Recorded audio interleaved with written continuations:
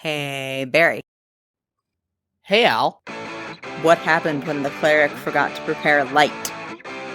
I don't know. What happened? Well, let's just say it was a dark time. It's time for Compelled Duel.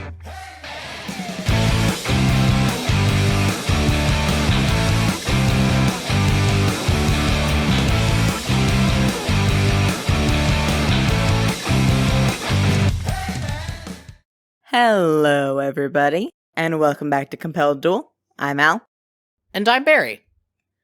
And we are a single-player co-DM'd D&D 5e actual play podcast. Previously on Compelled Duel.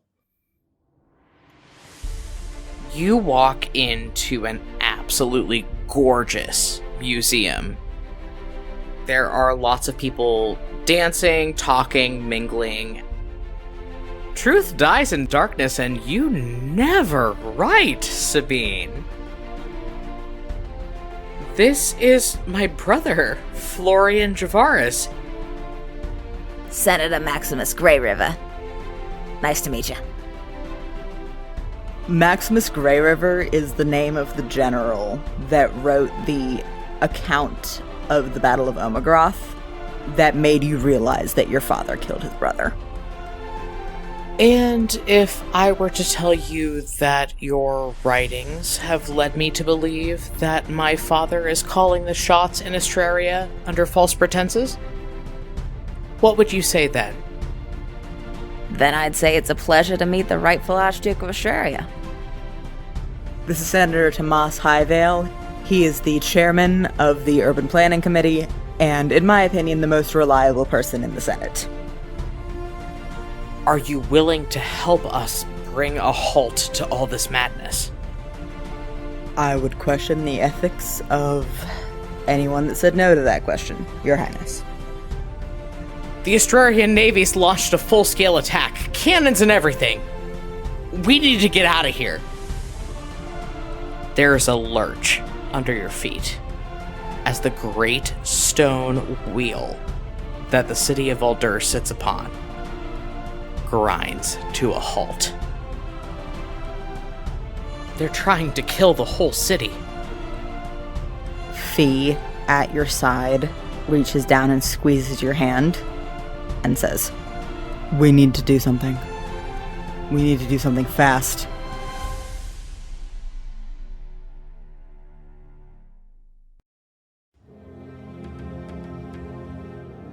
Fee, we find you dead sprinting through the streets of Voldhur. You have the skirt of your nice formal dress bunched up in one hand. Your heart is pounding in your ears in time with the click of your heels on the pavement. Beside you, your brother is keeping pace. He also has the slinky skirts of his robes balled up in one hand. And the entire group of people that was with you at the museum, so Zed, Eleonora, Kalessa, are all hot on your heels as the group of you sprint for your Aunt Nora's house. As you are running down this street on either side of you, you see the lights in the windows start to flicker on and off and then sink into darkness as the city's power supply is cut off from this great wheel that it sits upon, stopping. Which, thanks to Leo's recent scrying spell, you now know is an act perpetrated by your father for the purposes of, doing a real big war crime. What are you thinking? What are you feeling? What are you doing?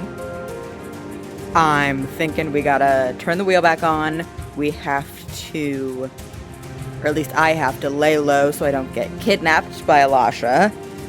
And we have to stop every single person in this city from running out onto the beach and getting shot to death. Easy peasy missions there. Leo, running at your side, seems to be coming to the same conclusions as you have. He's been acting weird all night. the shit back at the museum where he was seeing something that apparently none of the rest of you could see, notwithstanding, he is just looking around your party in weird, innocuous directions, like he's trying to see something. But every so often he looks over at you, nods as if to affirm this unspoken plan you have between the two of you, and keeps running. The rest of your party dipped while you were in the Hall of Mirrors. They evacuated the museum along with everybody else. And as soon as you figured that out, you just started moving for Nora's house as quickly as you could. The 5 of you sprint up the street to the gate of this grand row house and hear spectral echoing barks as Leo's bone wolf, Dexter, comes sprinting up from the backyard and pawing at the gate.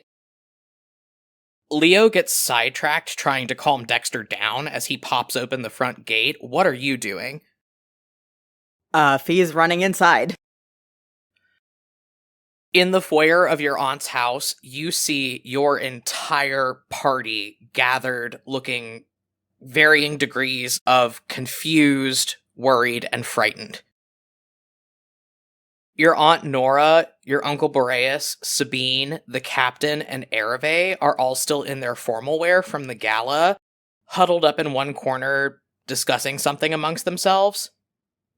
Everybody else is standing around in their pajamas, bleary-eyed and utterly confused. Your Uncle Aaron, hurriedly tying his bathrobe, is charging across the foyer to go pull Nora aside and figure out what's going on. And in the midst of all this overlapping chatter and chaos, you feel a tug at your sleeve. Lorelei Shakrana, in a nightgown with absolutely atrocious bedhead and a fully blank, expressionless stare, looks up at you and goes, "It's happening again, isn't it? We're gonna have to run." Fee takes a deep breath, sets her jaw very firmly, and says, "No, we're not. We're gonna stop it. But we need to be ready to defend ourselves. So, you should go get your wand." Lorelei looks at you for a long moment, but then clenches her jaw, nods, and spins on her heel and goes charging out of the foyer up the stairs. As soon as she goes, your Aunt Nora comes bustling over to you and pulls you into a big, tight hug, lets go of you, moves a few feet over to Leo, and pulls him into a big hug as well. "Oh, thank Kimmerl you two are okay. I was so worried." We're fine for now. And if I think Lorelei is out of earshot, I'm going to turn to everybody and say, "So they're trying to sink the city into the volcano?" The room goes dead silent. Everybody is staring at you slack-jawed. You see your cousin Aydra, in her pajamas, pause in the middle of swiveling her chair around to look at you, and her eyes go huge behind her glasses. Yeah, the plan is to drive everybody out onto the beach and take out as many people as they can from the ships. Your cousin Lark, who is in a gauzy black nightgown, still has their face mask on for the evening and is wearing a pair of fuzzy slippers, tilts their head to the side and goes, "That doesn't sound right. They couldn't take out the Emperor or anybody like that specifically that way. They'd just be shooting civilians." Lark, I think that's the idea. Oh my god. Leo turns around from where he has been trying to stop Dexter from pawing and barking at people in confusion to look over at you and Lark, and he goes, "Yeah, so clearly we've got to stop it. Aydra, you're mechanically minded. What happens when the wheel that the city is built on stops turning?" Aydra's eyebrows knit together and she frowns, like she's mulling it over for a second. "Well, the turning of the wheel powers everything in the city, so within minutes of it stopping, the power's gonna go out, and then directly over your heads, all the lights in the house cut off, and you are plunged into darkness. You have dark vision, so you can still see, but you hear Zed let out a worried yell from across the room. And then Aydra brings up a hand and casts a dancing light spell. These pink and blue and green orbs of light start hovering around the room, and she nods grimly. Yeah, like that. Fee, in the dark, says, "Thank you, Aydra." You're welcome. Anyway, the main mechanism that the city sits on top of serves a lot of purposes. Essentially, the volcano that Voldhur is in has been erupting constantly for the past couple thousand years. So when the city was built, they made the mechanism to redirect the lava flow into the ocean. It had a twofold purpose, allowing the city to exist and also making the island bigger as the lava went out into the water and hardened. And Lark interrupts her. Blah blah, science! Aydra flips them off and keeps talking. So if the wheel stops, the lava redirection stops, the volcano erupts, and the city descends into a lake of fire, essentially. Great, cool. So if anybody leaves the city, they get shot to death, and if anybody stays in the city, they get melted. I love that for us. How do we turn it back on, Aydra? Aydra's frown deepens a little bit more, and she starts pulling her hair up into a bun on top of her head. Well, within the design of the infrastructure, there has to be a manual override just in case of emergencies. I would conjecture that that's what whoever turned it off did. They went down into the mechanism and they tripped the manual override. So the way to turn it back on would be to go down there and reverse that. Leo's head snaps over in her direction. Down there? Like, down there in the volcano? Again, thousands of people's lives on the line. Aydra finishes pulling her hair up and looks at the two of you. Well, I mean, there are service access tunnels all over the city. People have to be able to get down to work on the mechanism and do maintenance. So we could get in there, go down, try to stop all of this. I don't know. Fee gives her kind of a dubious look. We? Not to be rude, Aydra, but I've seen you on the crutches. They don't seem like a long-term solution. And I'd wager that the mechanism is not, and Fee gestures at the chair, wheel-friendly. Oh, no, almost certainly not, which is why being an artificer has a lot of great perks, because you get to design your own mobility aids to do things like this. She presses one of the many buttons that are rigged up to the arms of her chair, and some wild shit happens. You hear a rattling from beneath it as this big metallic box that is situated under the seat drops open, and Aydra is enveloped in these multiple pieces of metal that just arc out from it and wrap around her arms and her legs and her torso, and close around her head in a gleaming metallic helmet. She gets up from the chair, and you notice that her feet are hovering like an inch off the ground, as if controlled by a modified fly spell. You can't see her facial expression behind this helmet, but she tilts her head to the side and you can tell that she is smirking. Unless anyone else here is intimately familiar with the ins and outs of Voldhuran engineering, you're gonna need me. I'll pay for this tomorrow, but I can take care of myself. You, on the other hand, should go put some armor on. Fee is staring, slack-jawed, at the armor. Yes, I will do that. How long can you— never mind, I'll ask later. Standing next to you, Leo, also looking dumbstruck, goes, Okay, Aydra ex machina, who'da thunk it? I am also gonna go put my armor on. I'm just gonna go do that. He moves towards the stairs, and Aydra, still hovering in this armor, turns around to her sibling and goes, Lark, you're coming too. You might want to ditch the nightgown. You see Sabine, the captain, Zed, and Eleonora all make moves towards you and Leo, as if they are going with you. But then Nora raises a hand from the doorway to the sitting room. All the rest of you, we have to figure out a way to keep the people in this city safe. We need all the help we can get. Come on. The captain and Sabine both look uncomfortable, and you see Zed give Leo a really weird look, but the rest of your party does leave the room at Nora's request. And you, your brother, and your cousin Lark all go rocketing upstairs to get ready for this mission.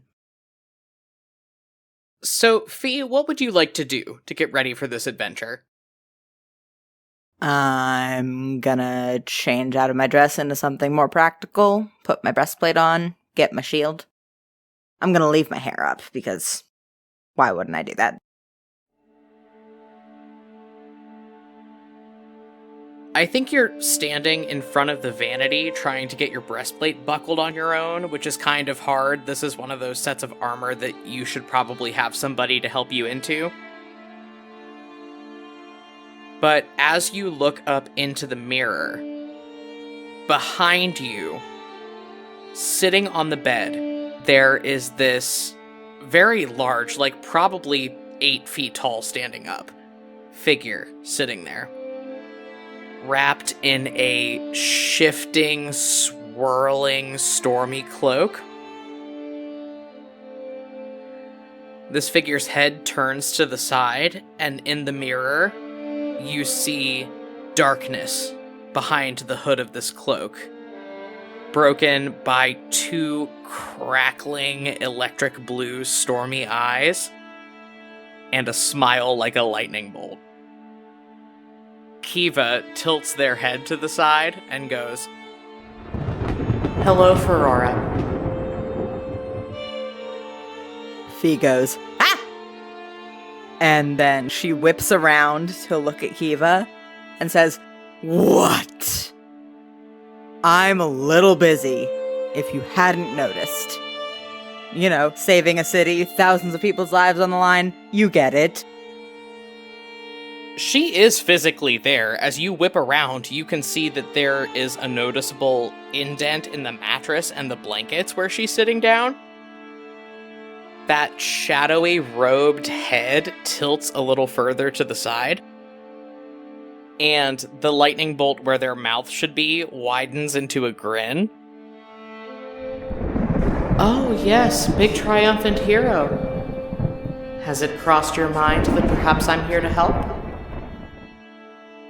Well, I assumed you weren't here just to watch me undress, but sometimes your help is less, how do I put this nicely, helpful than you say you want to be. Oh, you're still mad about that thing where I killed you, huh? Yeah, a little. Kiva stands up from where she's been sitting on the bed, walks over to you, and then leans down and starts helping you buckle up your breastplate where you've been struggling to reach. These pale, iridescent hands with nails that look almost like talons emerge out from under her robe and flicker over the buckles. And right next to your ear, you hear her laugh. Well, something, I work in mysterious ways, something, there's a grand plan in all of this, but I'll tell you something, Phirora. I'm in the business of knowing when people's time to die is. All these people in this city right now, it's not their time. You want to stop this whole disaster from happening. I'll ask you the same question you asked me. Why?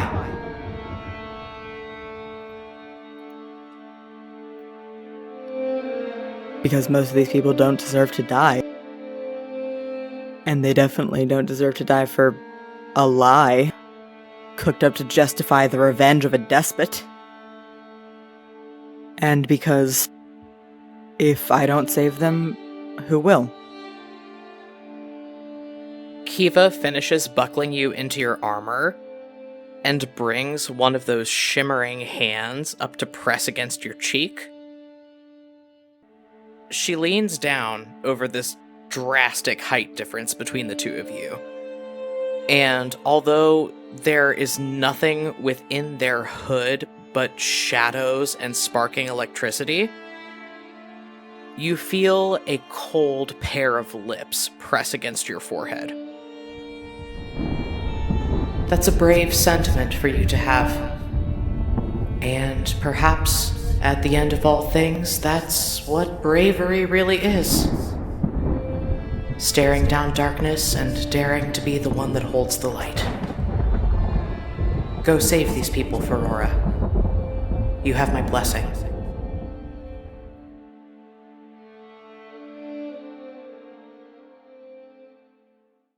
And Fee, you just got another paladin level. I get my subclass now.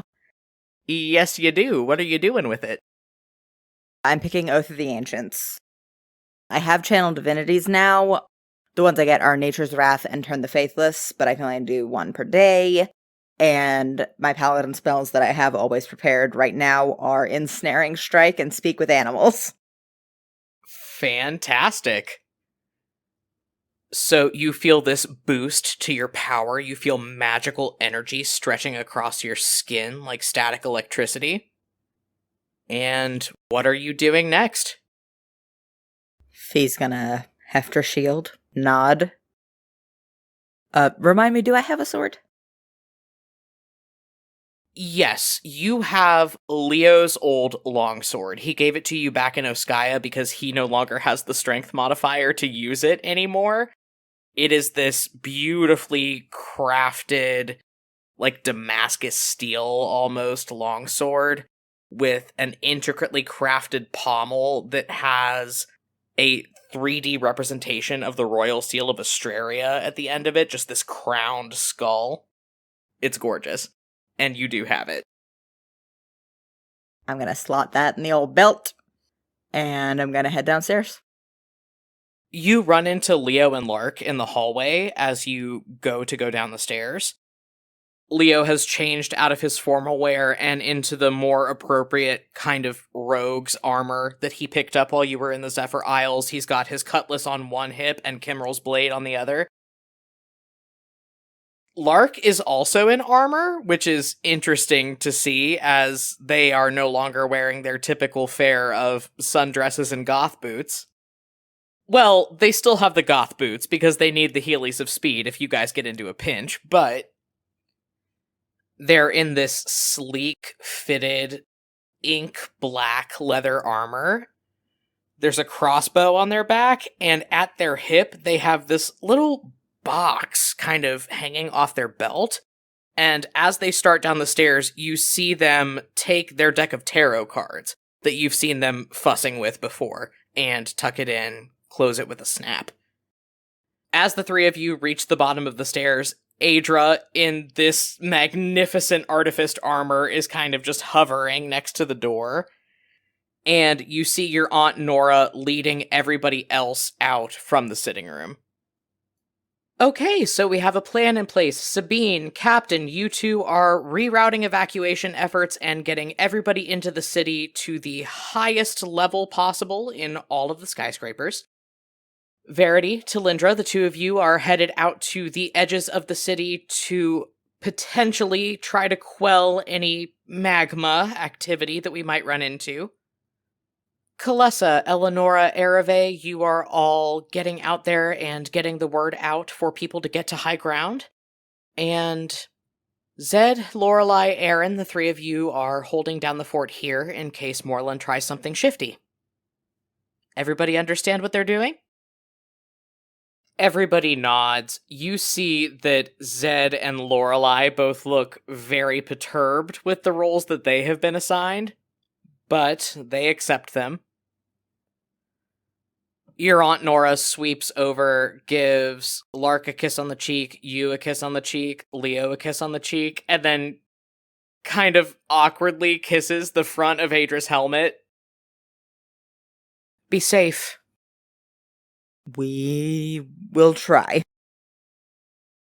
You see Leo kind of take a couple steps off to the side, press his forehead up against Zed, and mutter something to him that you don't hear. And in the meantime, the captain and Sabine both close in on you. The captain reaches down and grabs one of your hands and kind of gives you this half-hearted, sad smile. Give him hell, lass! That I can do. You two, stay safe, please. Sabine reaches out like she's about to touch your face, and then curls her hand into a fist and pulls it away. We will if you will. Fee's gonna kiss Sabine. Sabine kind of stumbles back at first. She was not expecting this. But then reaches both hands up, gets you on both sides of the face, and pulls you in, gives you this big, deep, heart-stopping kiss. Pulls back a little breathlessly. Nods at you.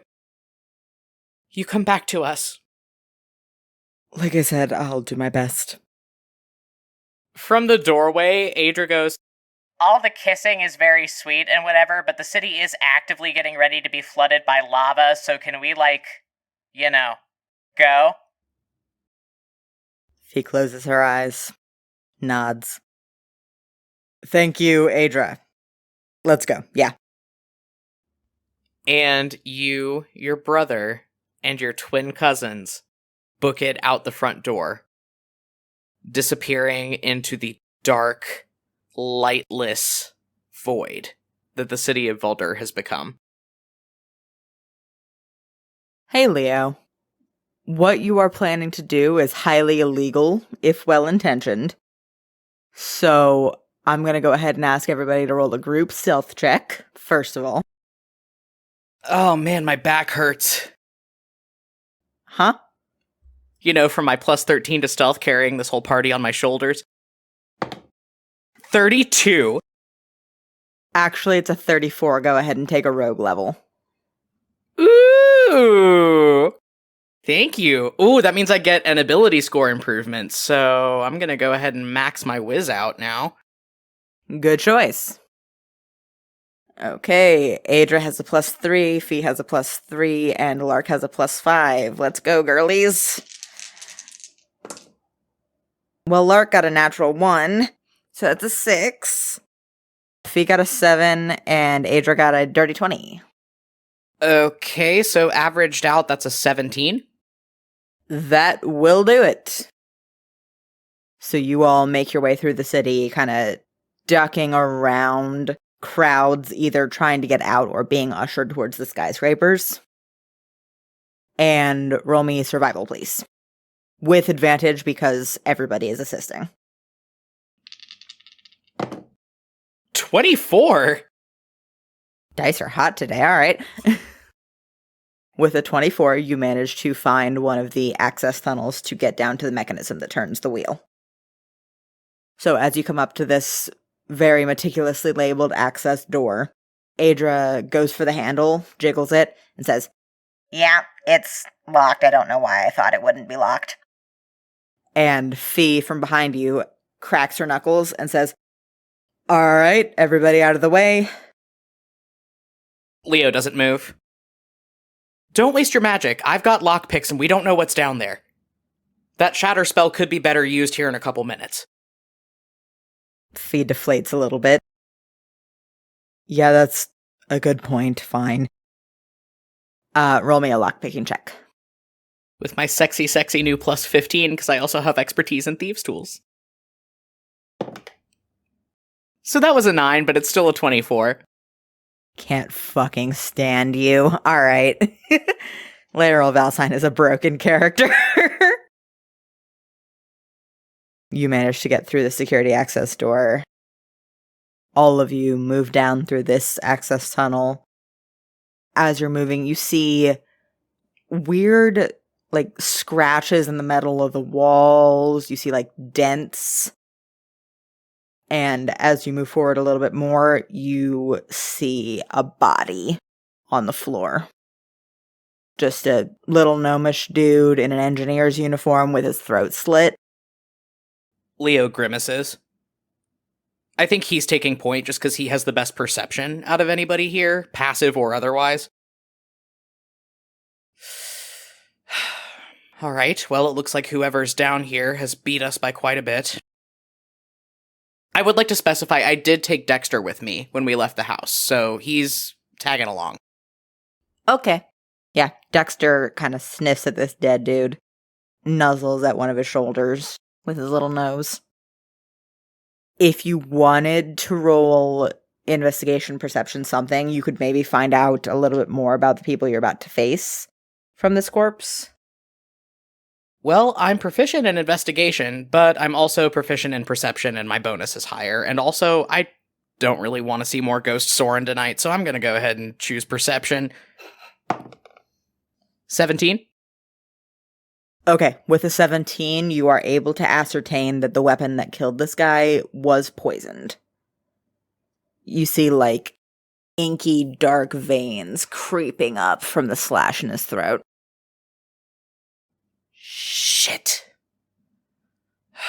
Poisoned weapons. All right, that's nothing any of us is going to be able to deal well with. Everybody come here.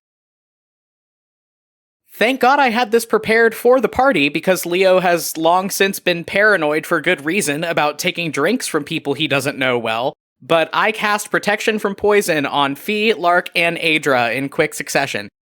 So what that means is they roll with advantage on saving throws against being poisoned. Since they're all Australian, that means they're going to roll flat. And also they are all resistant to poison damage, which means they're just going to take straight damage instead of double damage. I'm gonna roll perception for Fee to see that you did not cast that spell on yourself. Can I roll deception to pretend that I did? Roll with disadvantage.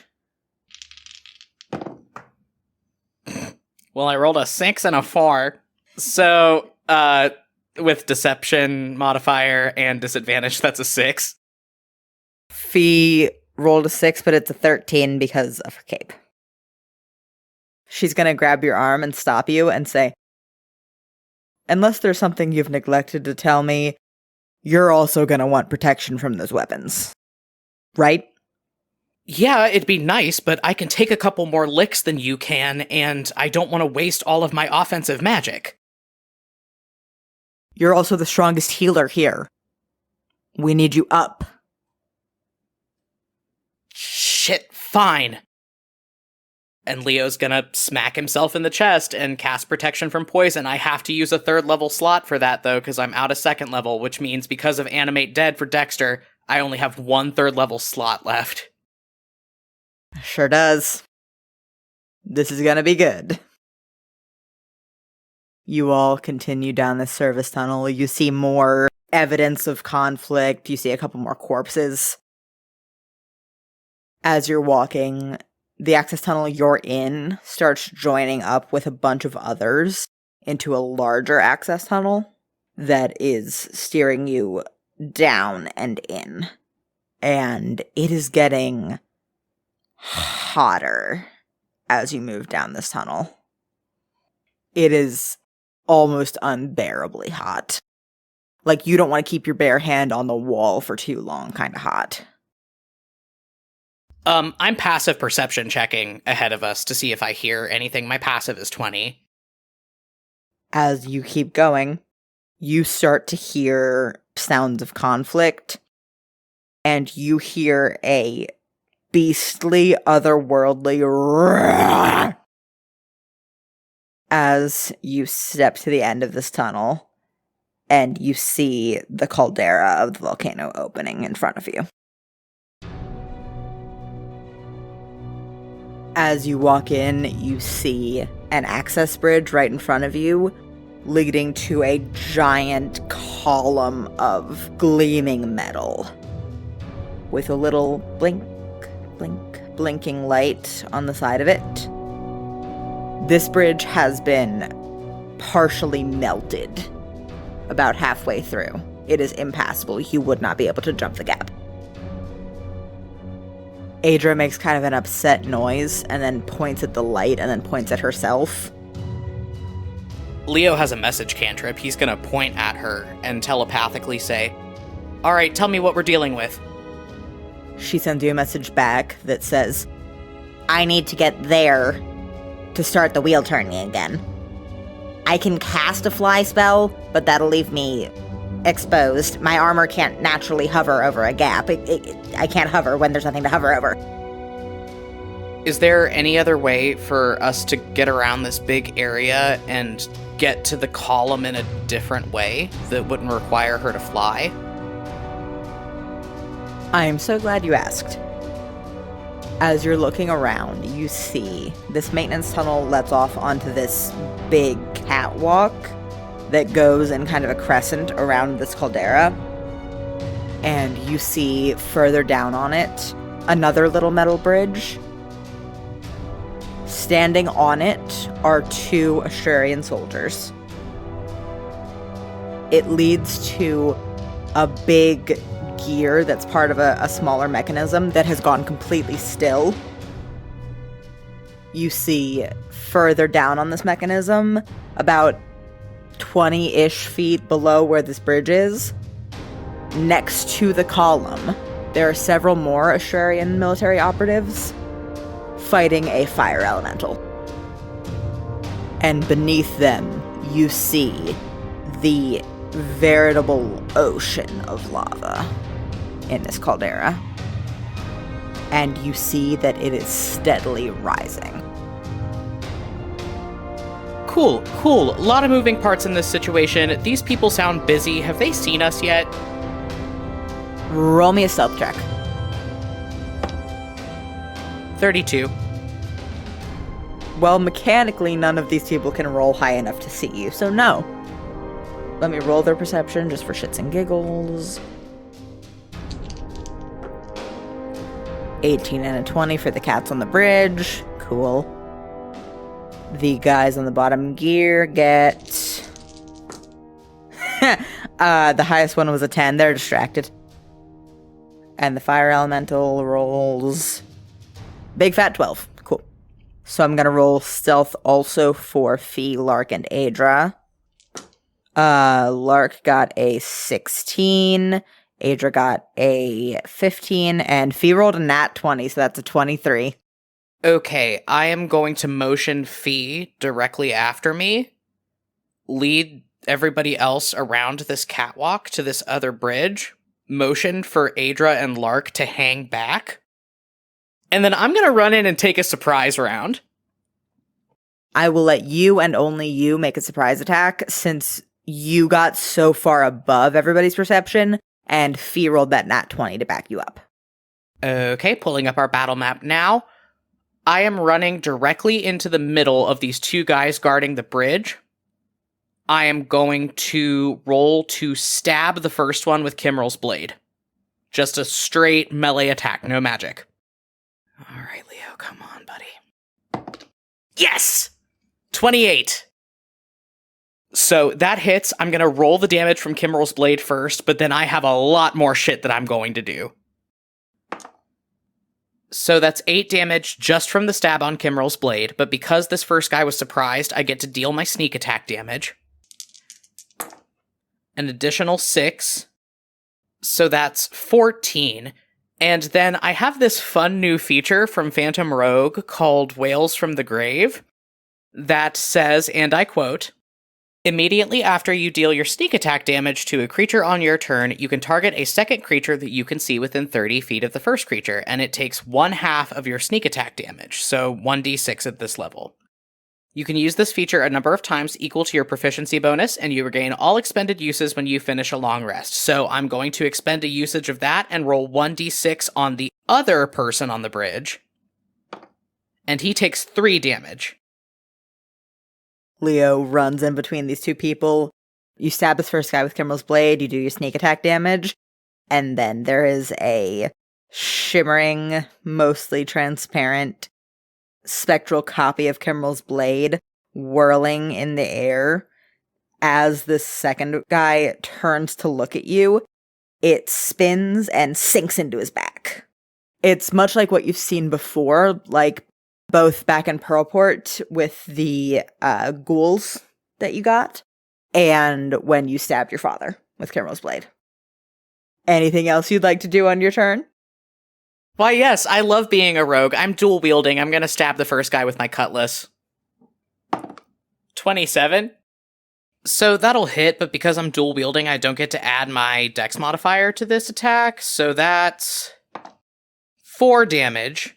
But I have this thing with my cleric levels called Divine Strike, where once per turn, I can add an extra d8 to any melee attack. And that's an 8. So that's another 12 damage. So on that surprise round, it's a total of 26 damage to the first guy and 3 to the second. All right. And now we're going to roll initiative. So I'm going to be controlling Fee, Lark, and Aydra. So Fee got a 24, Aydra got an 11, and Lark got a 7. And I will be controlling Leo and all of our adversaries. Oh, bestie. Leo got a 13. Our assassin friends down on the bottom gear roll as a group. They got a 14.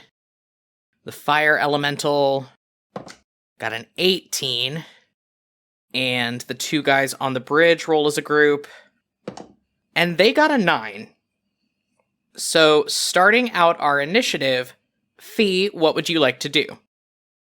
Okay. So these guys are on opposite edges of this bridge over this, like, huge lake of boiling lava, right?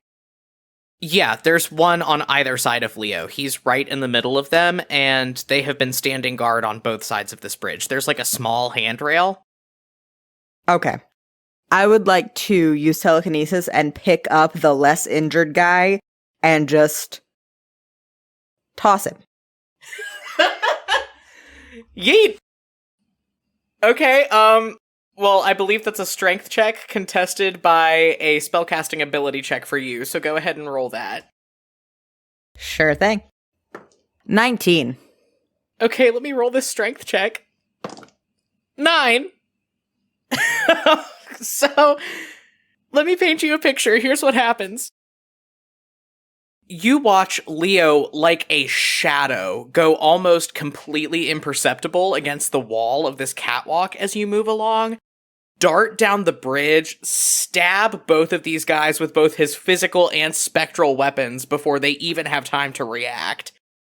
And as this second, less injured guy turns around in shock, you step onto the bridge, backing your brother, and just lift him Darth Vader style with a telekinesis spell, and yoink, he's off the bridge, falling screaming into the lava below. That's an insta-kill. He's dead.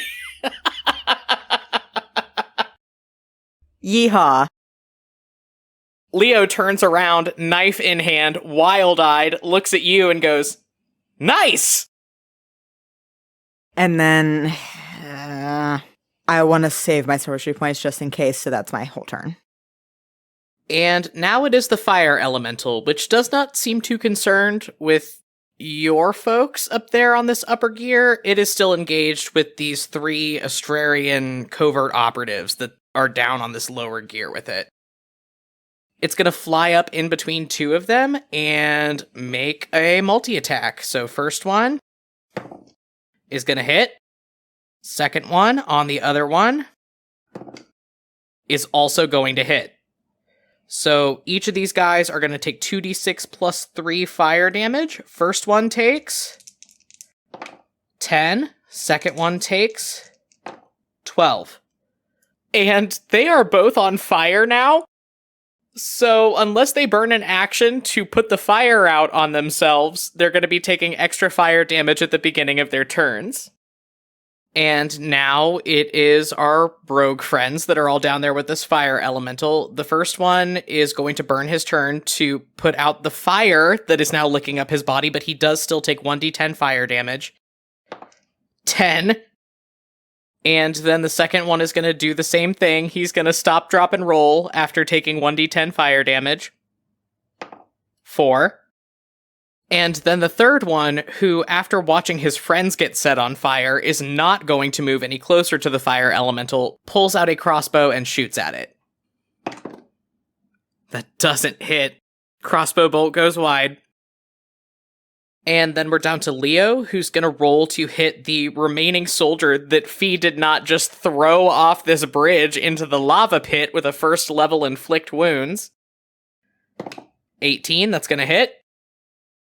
He's going to use his once daily feature from Kimrel's Blade to do max damage on a necromancy spell. So that's an automatic 30 damage, and I'm going to invoke that d8 of damage from Divine Strike as well. Which is a 6, which is definitely enough to kill this dude. He stabs this dude, shoves him backwards off of his knife, and he goes toppling over the railing down into the lava below. And then Leo whips over his shoulder, points at Aydra, and goes, "You, get that control panel, now, go!" And now we are down to Aydra. What is she doing? Aydra makes an uncertain kind of noise, and then her armor hovers forward 30 feet to be just in front of you, Leo. She raises one arm and pushes a button on it with her other hand. And then this little, dome-looking bump on her armor pops off, flies out in front of her, and then rights itself into a little flying beetle-looking drone holding something. And it zooms over to be in the middle of this combat with all these assassins and this fire elemental. Just barely. You hear it go, beep, beep, beep, beep, beep, beep, beep, beep, beep. And then there's a essentially, this little beetle-looking drone has dropped a flash grenade in the middle of all these combatants, and it has cast Hypnotic Pattern. There is a concussive blast of sound. There is a bright light. There is a plume of colorful smoke. And I'm going to need the assassins to all make wisdom saves with advantage, and the fire elemental to just make a straight save. Okay, all of these combatants get a big fat +0 to whiz saves, and Aydra's save DC is an 18. So, assassin number 1, 15. Assassin number 2, 11, another failure. Assassin number 3, 11, a third failure. And the elemental, 15, failure. So, because all of the other allied creatures of these Astrarian operatives are now dead, Aydra just bought all of you 10 turns worth of your combatants doing nothing, so long as you do not touch them or hurt them. So 10 turns including ours, so just in the initiative, 10 people's turns. Correct. Okay. Then, yeah, that's Aydra's turn. And then we're down to Lark. They are going to run up on Aydra, reach into their tarot deck, and pull the Hierophant as they cast Guidance on their sister. And then they're going to whip around to Fee and say, throwing that guy off the bridge was really cool, and give her Bardic Inspiration. And then we're back up at the top of our order with Fee. Fee is going to dart up so she's next to Aydra. Yell to Lark and Leo, sorry about this. And then she's going to grab Aydra and she's going to thunderstep. Okay, so Lark and Leo are both going to roll con saves. Go ahead and roll for Lark for me, please. 14. And Leo got a 10. So they're both taking 3d10 thunder damage. Go ahead and roll that. I'm going to use Empowered Spell to reroll this one lower. I'm going to leave it there. It's 4 damage. Okay, you thunderstep, you and Aydra teleport down to the very edge of the middle of these 3 horizontal gears. You are directly overlooking the space where all of the assassins and the fire elemental are still held in the grip of this hypnotic pattern spell. Behind you, you hear Leo and Lark yell in unison, "Really?"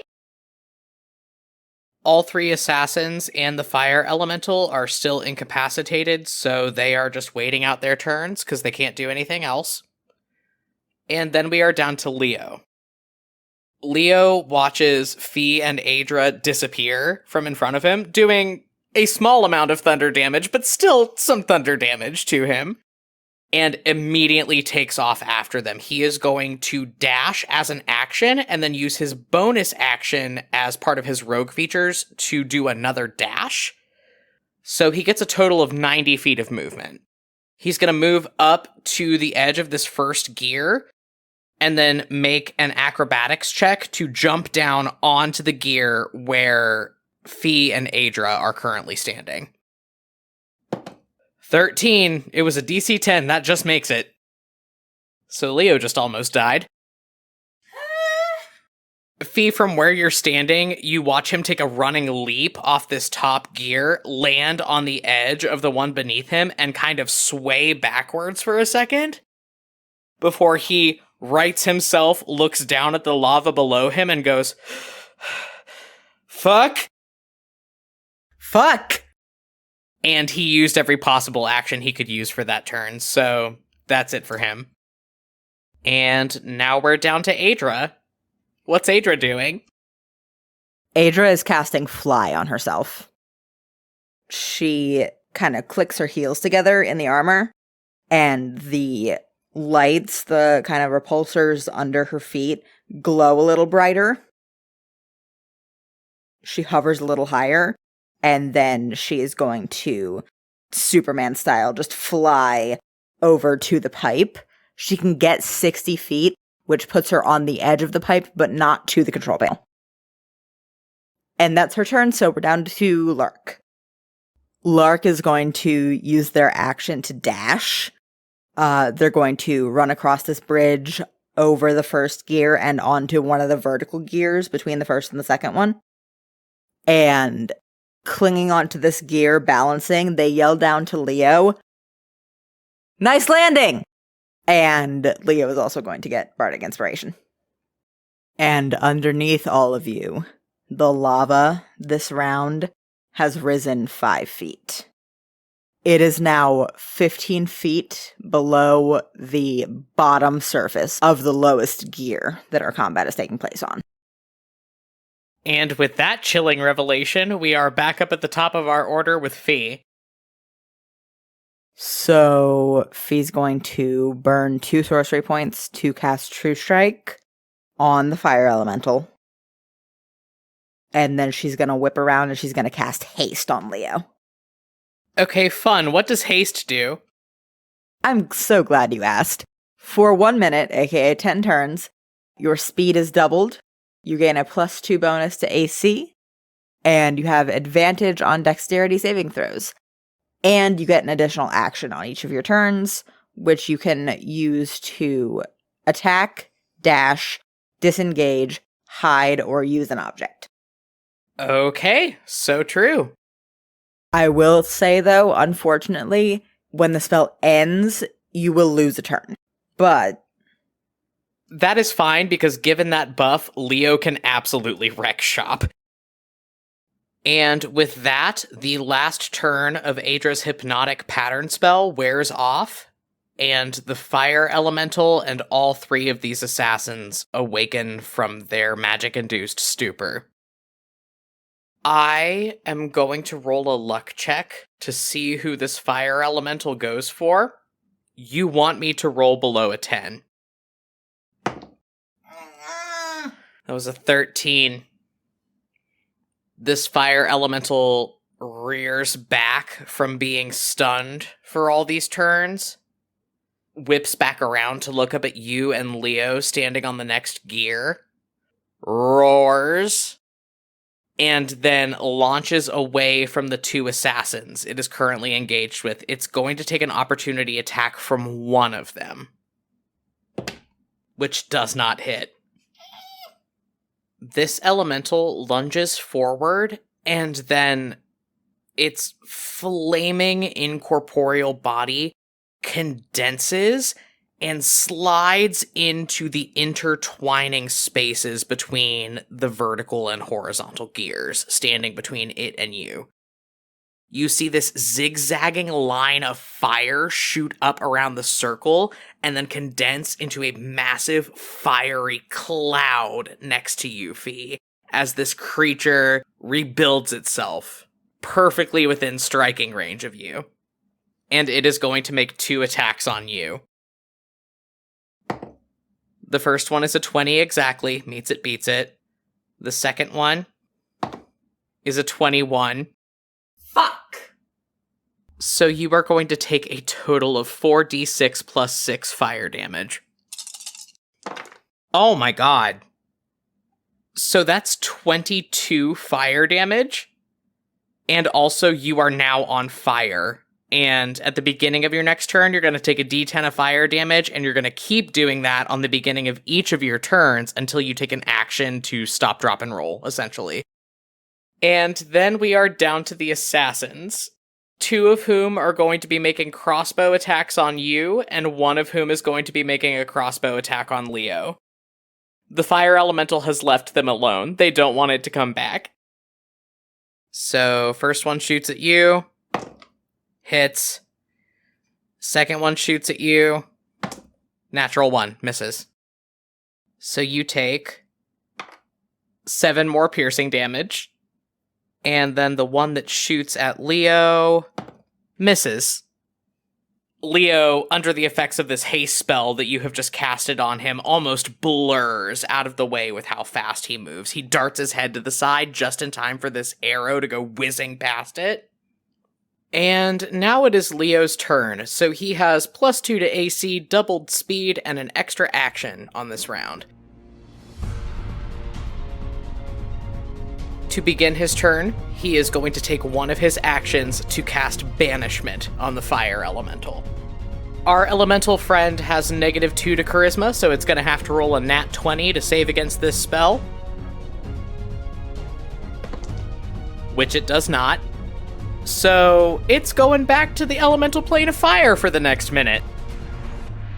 Fee, you are staring down this fire elemental. You are still on fire, by the way.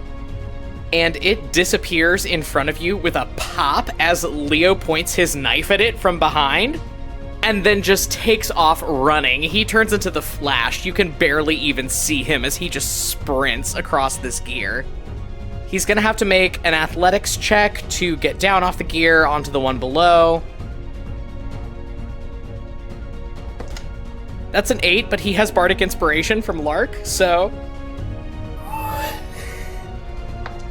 That was a 9 on the die, so he's fine. He's good.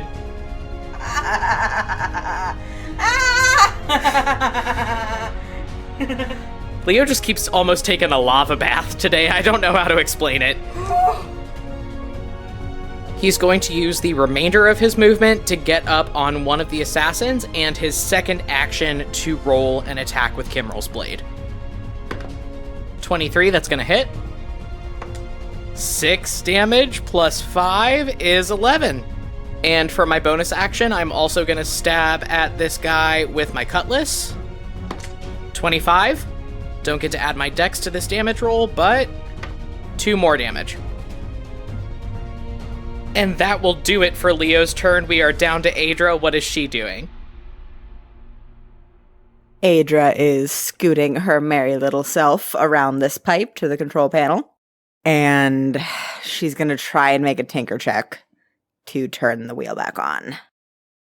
I will tell you that the tinker check DC for this control panel does scale. The first try, it is a DC 30.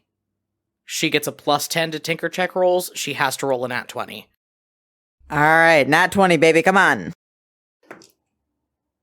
Oh, Natural 18. so close. Yeah, and the fucking guidance ran out, so she can't. Yeah, okay. Yeah, okay. Aydra starts fussing with this control panel, and it is sparking and spitting little pieces of molten metal into her face. She cannot get it operational. She almost gets it. She's gonna yell to her sibling and her cousins.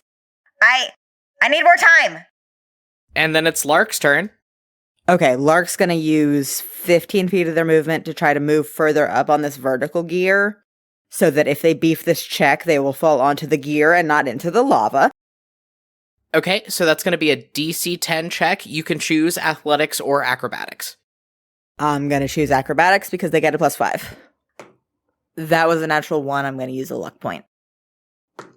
That's an 11. That is just barely gonna do it. Okay, they land on this gear, stumbling a little, albeit, but they are up and they have 15 more feet of movement. Lark does not have enough movement to get up on Fee, so they are going to cast a healing word at 5th level, which is 5d4 plus 5. So Fee gets back 19 hit points, which puts her at 78, which is almost back up to full. Thank fuck. And then, as their action, Lark is going to cast guidance on themselves, because holy shit, that was close. As they do that, below all of you, you see the lava rise a bit closer to the bottom of this lowermost gear. It is now within 10 feet of the gear. And we are back at the top of our order with Fee. So at the start of your turn, because you are still on fire, even though the elemental is gone, you'll be taking 1d10 fire damage. 6. Okay. I'm going to use my action to put myself out, and then I'm going to use Quicken Spell.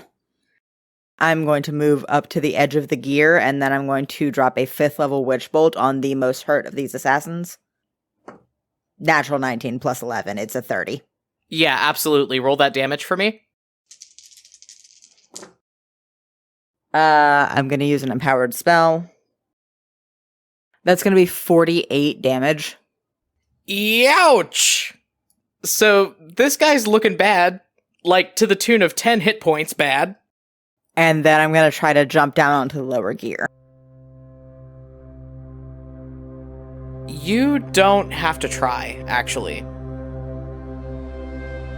You have something called Tempestuous Magic baked into your Storm Sorcerer stat block that allows you to fly 10 feet anytime you cast a spell.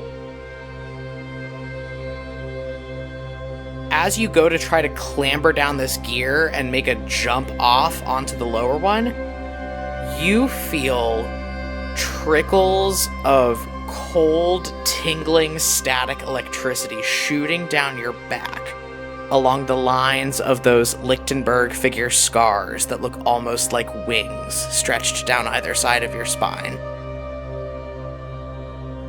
And as you go to leap off the gear, a pair of crackling electric wings spring up from your back in the exact shape and pattern of your scars.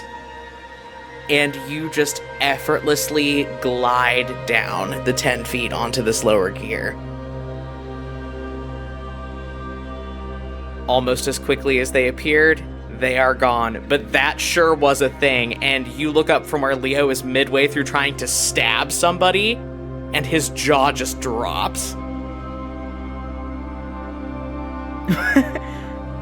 Well, that's new.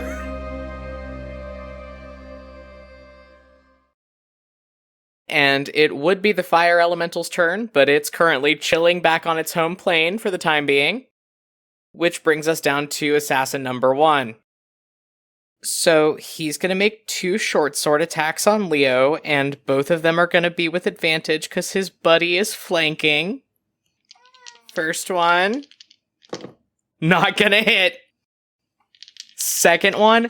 Come on, Leo. I'm calling on you for a badass moment. Come on, man. Oh, man, just barely.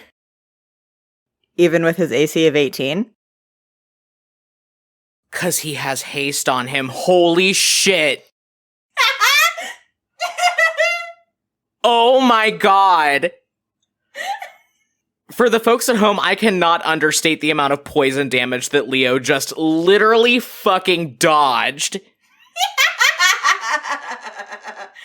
This dude comes at him with a dagger glistening with lime green poison wiped around the blade, and Leo, with his upped speed, just matrixes out of the way of both swipes. So true!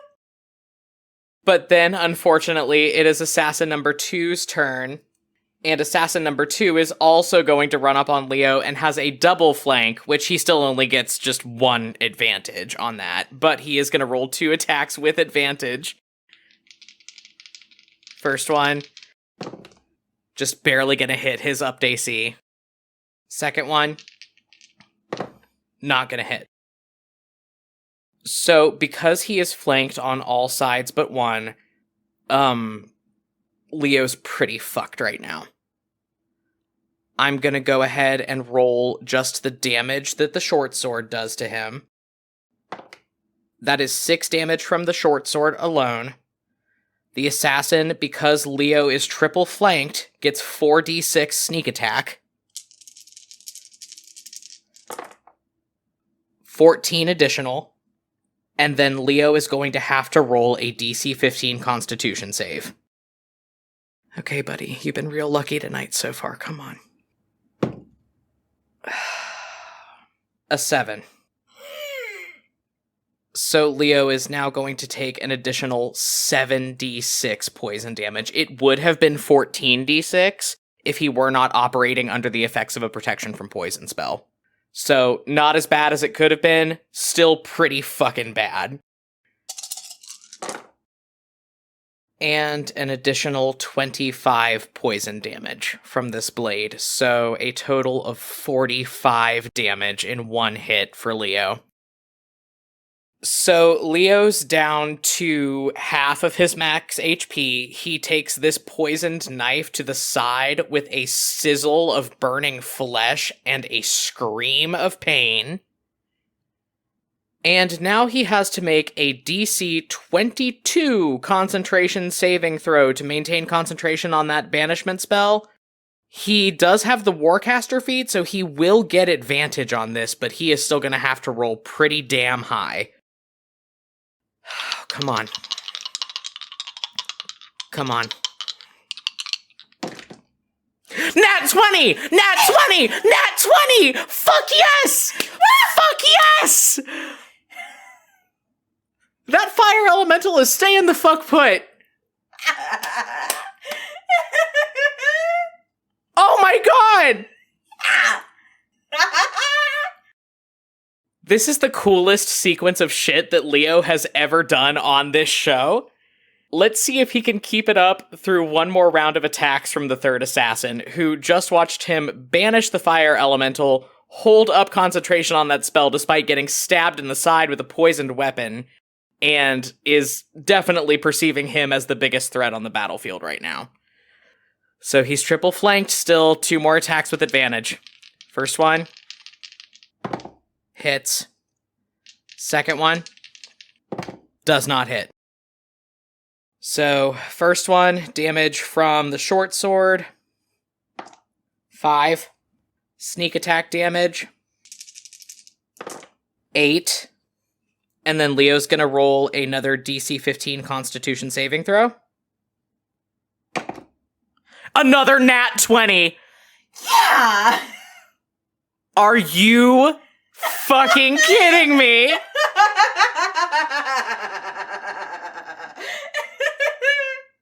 So he's only going to take half of this 7d6 poison damage because of protection from poison, blah, blah, blah. Oh god, that's good because that was a lot. So halved, that poison damage is 12, which leads Leo up to a total of 25 damage, which means he has to roll a DC 12 Constitution saving throw with advantage because of Warcaster to maintain concentration on the banishment spell. Nat 20 again! Third nat 20!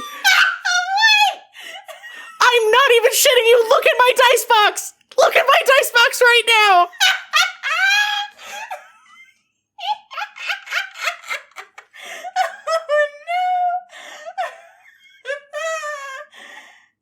What is going on?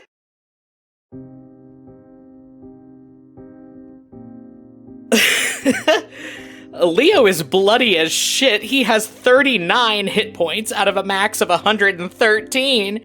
But he is fucking digging his heels in, maintaining concentration on this spell.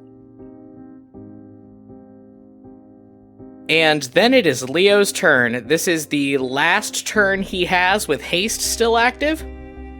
He's not going to use that double movement. He's going to stay exactly where he is. Al, when I die here in a couple rounds, I want you to remind me how I should have healed myself. Oh, buddy, you didn't need to request that. I was going to. But that's not what I'm gonna do. Instead, Leo is using his first action to drop a 4th level Spirit Guardians in a 15-foot radius around him, which is gonna get all 3 of the assassins. Within the wording of the spell, it says that I can designate any creatures that I want to be unaffected by it, so this is not going to get Fee. It's just going to get the assassins. They are all going to have to roll a DC 18 Wisdom save. So, first one, 19 makes it. Second one, 2 does not make it. Third one, 12 does not make it.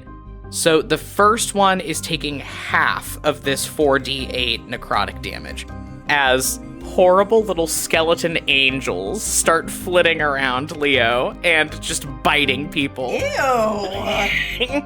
I'm a death cleric, baby. What did you expect? Hey, buddy! Okay. So half of 27 is still enough to take this one guy that's saved completely out. He's dead. My horrible little minions just destroy him. And the other 2 are still up, but they are not doing well. And after that unfucking believable sequence of events, it is now Aydra's turn. The DC on her Tinker check has gone down. It is now a DC 25. Okay, Aydra, roll a 15. Come on, baby. Oh my god. And she has nothing? There's nothing that can help her? Shut up. Aydra rolled a 24. I have never felt worse about saying something as a DM ever in my life. But Aydra keeps chipping away at this mechanism. It keeps spitting sparks into the front of her helmet. And she can't get it going. She's almost there. There's a point where you actually hear the mechanism of the great wheel that Voldhur sits upon start to whir and grind. And then there's a massive clunk and a bloom of smoke just blows out of this panel into Aydra's face. She was almost there, but she doesn't get it. Aydra curses colorfully, and that is her turn. Oh, man. Okay. Yeah, it's Lark's turn. Lark sees Aydra fail this Tinker check, but they are not close enough to give her bardic inspiration, and they're not going to jump down onto this lower wheel because the lava is getting so close to it. But they are close enough to cast a 7th level healing word on Leo. Thank you. I hurt so bad. So Leo's going to get back 7d4 plus 5 hit points.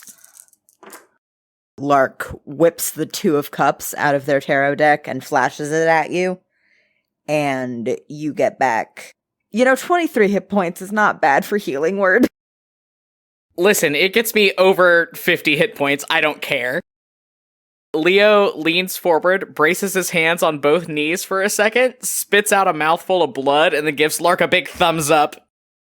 They give you a thumbs up back, and then yell, "Aydra, how's it going?"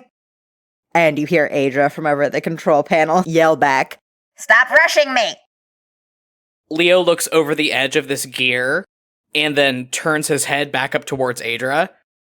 Not trying to rush you, but, I think the environment's doing that for us. And beneath your feet, the lava rises another 5 feet up towards the bottom of this gear. It is now within 5 feet of the bottom of the gear. So everybody on this lower gear, because they are within 5 feet of the lava, is going to take 10 fire damage for every turn they start within this distance. Okay, so Fee's gonna take that 10 fire damage from being on the gear. Just so everybody knows, for posterity, it has now been a minute since Leo banished the fire elemental, which means it cannot come back, because it's native to the plane that it was banished to. So Fee's gonna go ahead and use 2 sorcery points for Quicken Spell to cast Thunderstep. She's gonna grab Leo, so they can both Thunderstep back onto the other gear next to Lark. And then as I move forward to grab Leo, that puts both of these assassins within 10 feet of me. So they're gonna make con saves against the Thunderstep, which I'm just casting at baseline 3rd level. So make those con saves for me, please. First one doesn't make it. Second one does make it. So the first one takes that full 3d10 damage, second one takes half of it. I'm low on sorcery points. No, it's an 18. And then they're gonna take another 5 because they're both within 10 feet of me.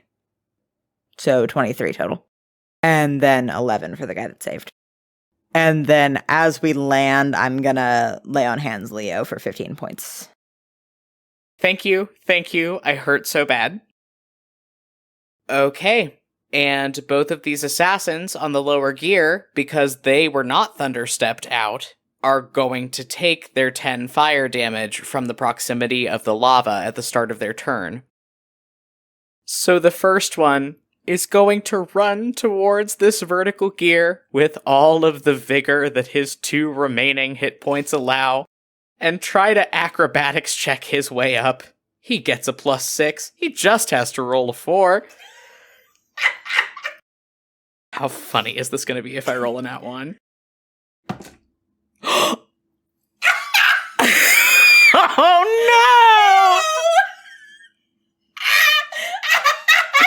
no! I rolled a nat 1. This guy fights so hard for his life. He is running, flames licking at the sole of his boots, clawing his way up this gear. I think he actually makes it to the edge of the gear where you are, just clinging to the side. And then Leo walks over, and it's like a Scar and Mufasa moment, where Leo just kind of puts one foot against his head and kind of boops him off, and he just falls down into the lava.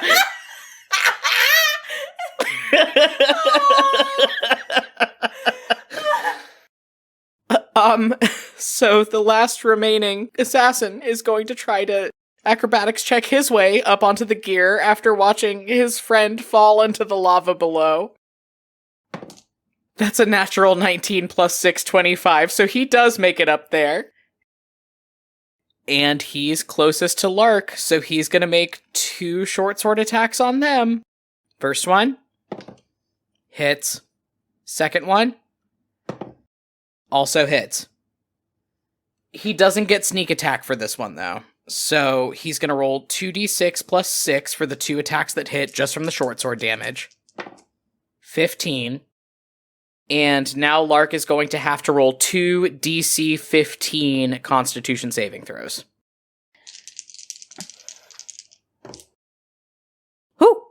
That's a 26 and, unfortunately a 13, so one of them does not make it. Okay, so they're going to take this full 7d6 poison damage from the first hit. And then they're going to take half of another 7d6 from the second hit that they saved against. So that's 23, which rounds down to 11 halved, but total they're taking 54 damage this round. Lark clearly does not feel good, but unfortunately, because of the ending of that haste spell, Leo has to take a pass on this turn, so he can't do anything to help them. So now it's Aydra's turn. Aydra's gonna get this goddamn wheel spinning. She's gonna try to. It's a DC 20 now. Just roll a 10, Aydra. Come on. It's all good. That was a 12, so it's a 22. Aydra, with renewed fervor, lunges elbow deep into this control panel, yanking at wires, going at it with a soldering iron that comes out of one gauntlet of her armor, just working as feverishly and as fast as she can. You hear that noise that you heard a couple seconds ago when the wheel almost started turning again, that grinding and grating, deep metallic noise that vibrates your lungs. But then this time, I'm going to need everybody that is currently standing on a gear, so Lark, Leo, Fee, and our assassin friend, to roll a DC 15 dex save to not fall prone. So go ahead and roll for Lark and Fee, please. That's 2 16s, actually. Okay, they're both good. I'm going to roll for Leo. Leo also gets a 16, weirdly enough. And our assassin friend gets a 7. So definitely eat shit. He gets up, stabs at Lark real good, and then this gear below his feet starts whirling again, and he just fully goes face first down onto it.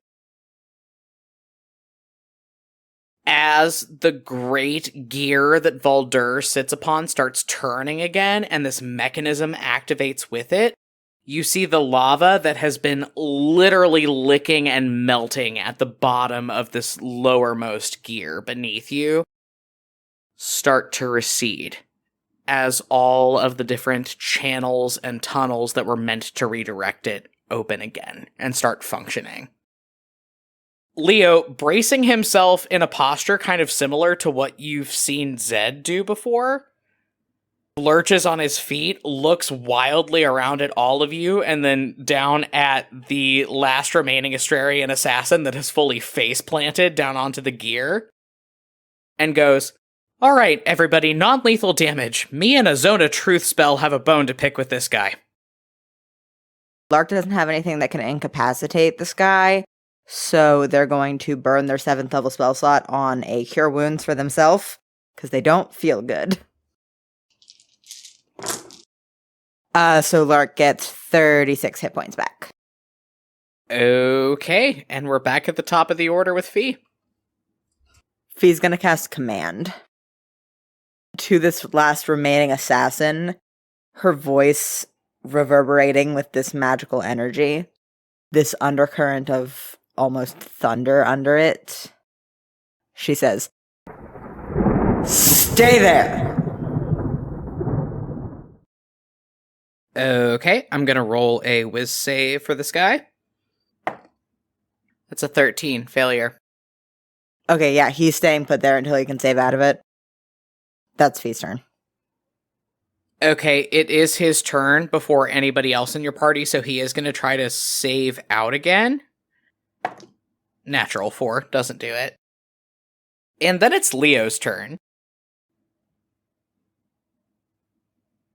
Leo walks past you up to where this dude is just laying on his face on the ground, spins Kimrel's blade around his finger cowboy style, snaps the fingers of his free hand, and drops his Zone of Truth in a very practiced motion.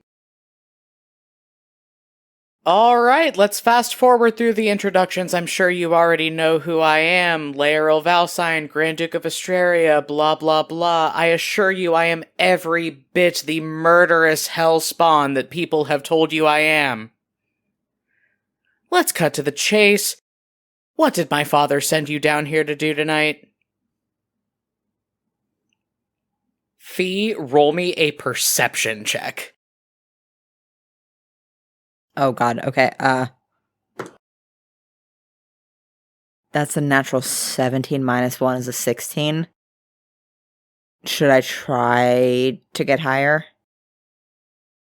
I would advise you to try to hit an 18. Okay, I'm gonna use one of my rerolls. That's a 9. I'm going to use a second one. No, that's not going to do it.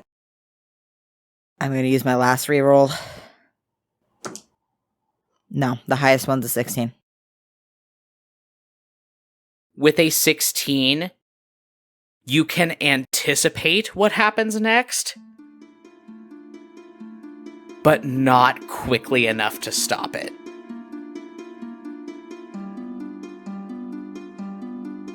As Leo walks over to this guy where he's laying prone, face down on the ground, kind of kicks him over, braces a foot against his chest, and starts interrogating him,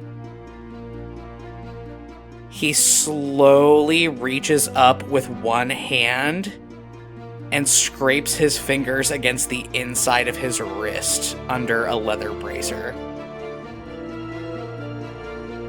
And then, faster than you can process, faster than you can warn Leo, who is probably the closest person that can do anything about it, he slaps that hand over his mouth.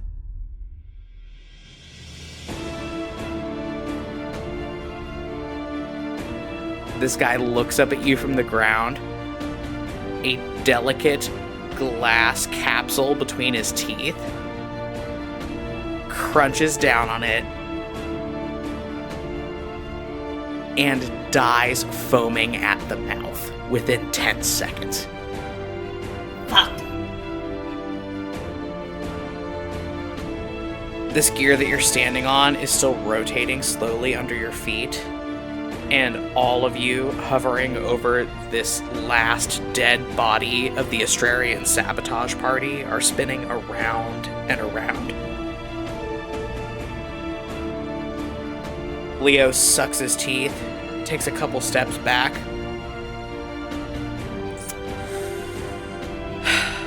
Probably a bad time to mention that I didn't prep a Revivify spell today, huh?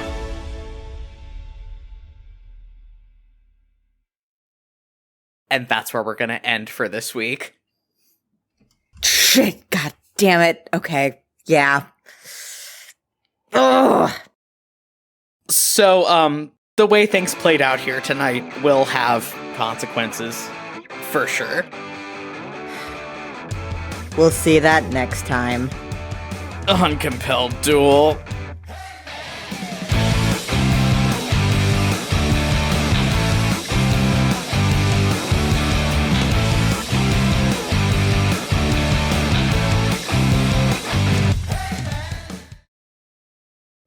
Hey everybody, Barry here with the postscript, just clearing up a couple housekeeping things here at the end of the episode.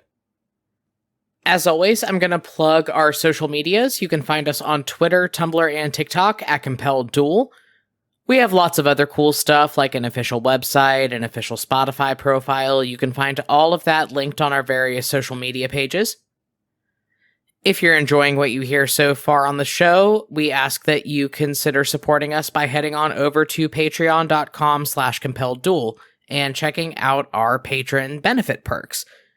Starting at just $2 a month, you can get access to all kinds of cool stuff, including early access to episodes, access to exclusive playlists on our Spotify profile, and at the $5 per month tier, even a handwritten wax-sealed letter from your favorite character every month. If you're interested in supporting us in ways other than pledging to the Patreon, if you're listening to us on Apple Podcasts, we ask that you consider leaving us a rating and a review, as that helps get the show promoted to a wider audience. And as always, word-of-mouth advertising is the most powerful tool we have in our arsenal. If you like what you're hearing on the show, we just ask that you tell a friend about it. And if they like it, ask them to tell a friend as well. We host a weekly Q&A show over on our YouTube channel where we answer questions about the latest episode and generally just have a good time. We'd love to see you show up for that. Just search us on YouTube. We should be the first profile that pops up. Make sure you subscribe so you never miss a Q&A or a series premiere or finale. And with all that being said, our next episode will be going live on Friday, January 14th, 2022. If you are a member of our Patreon, you'll be getting your early access to that on Thursday, January 13th. We will see you all next week. Looking forward to it.